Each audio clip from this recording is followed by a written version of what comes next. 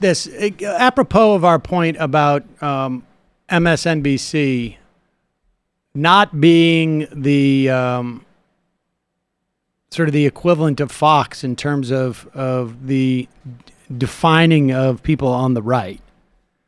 I don't even know that this really even fits into that assessment of MSNBC.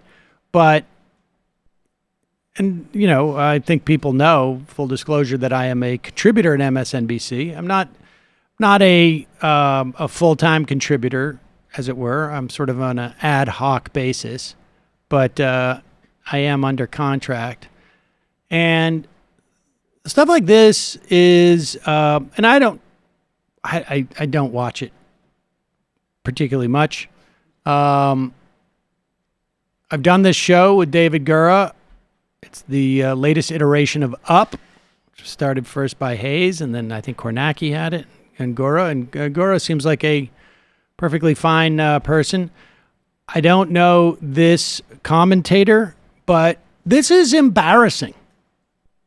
Like, I mean, I can see, I feel like, you know, we have guests like this on this show, but they're not there as analysts of any sort.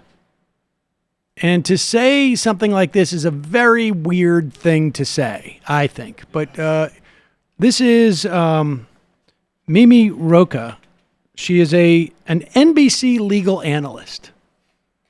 I think, you know, having Bernie Sanders and Elizabeth Warren next to each other will really highlight, because for me, as, you know, again, I'm not the political analyst here, but just as a woman, probably considered a somewhat moderate Democrat, Bernie Sanders makes my skin crawl, and I can't even identify for you what exactly it is, but I see him as sort of a not pro-woman candidate. And so having the two of them there, like, I don't understand young women who support him. And I'm hoping that having him next to her will help highlight that, because those are the people that if I were her, I would want to say, well, why are you supporting him and not me if you're going to choose between the two of us?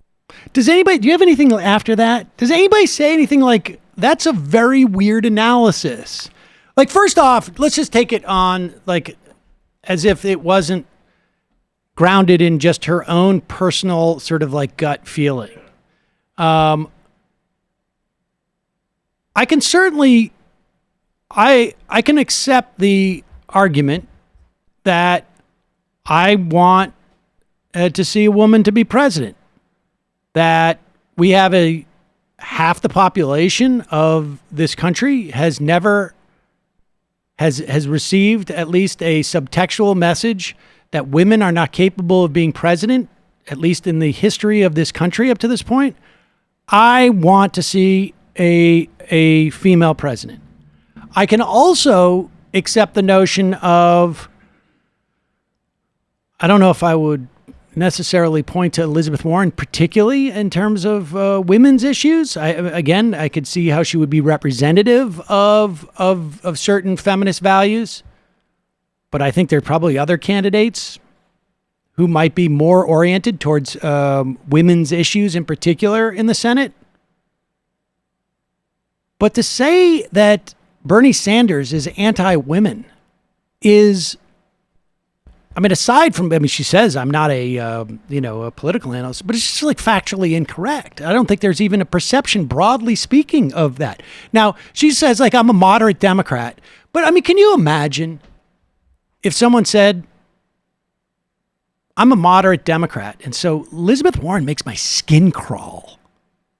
There's just something about her that makes my skin crawl.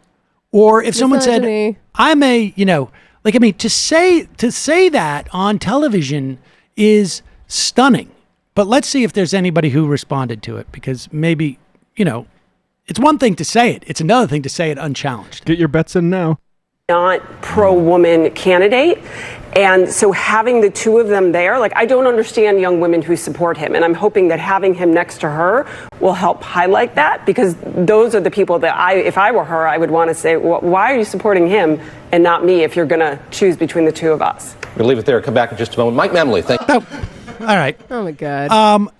I would also add that I would imagine Elizabeth Warren would say to that commentator, I've got news for you.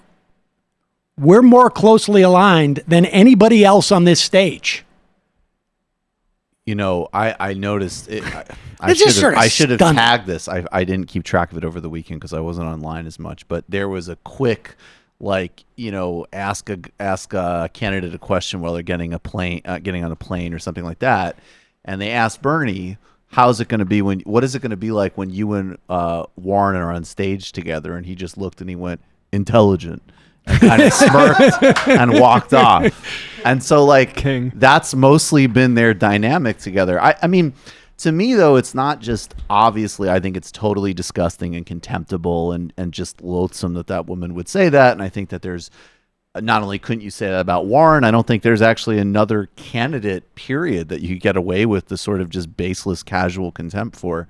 Right. But I want to bridge the fact that she talks about a lot of younger women with the fact that she doesn't just have baseless contempt for Sanders. She has baseless contempt for poor people and working people. And young women. Because, well, a lot of young women, not all, I mean, there's certainly young women who are quite well off and privileged but want to have fundamental change, which is why they support Bernie.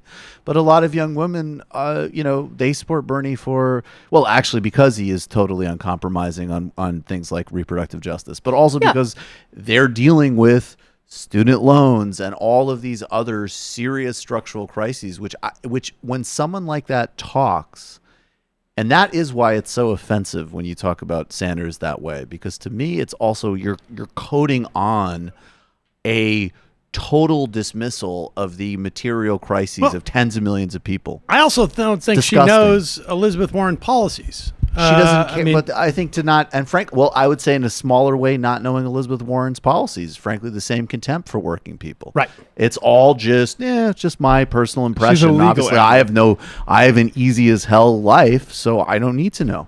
This is why we need and are developing in struggle a feminism for the 99%, because this narrow set of issues, this elite representation just doesn't cut it for the vast majority of women and people. It would be nice for someone on the panel goes like, what women's issues are you exactly talking about?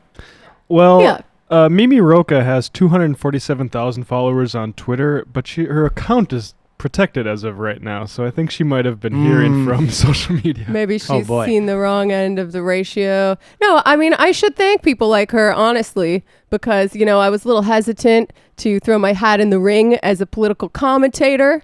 Once upon a time, I was like, well, I am a woman and I am a leftist, so everyone's going to treat me like an idiot. But then I saw people like her, running her mouth off on television, getting paid to do it in the newspaper and the TV, and they know absolutely nothing, and I know more than they do. So then I was like, fuck it, why not?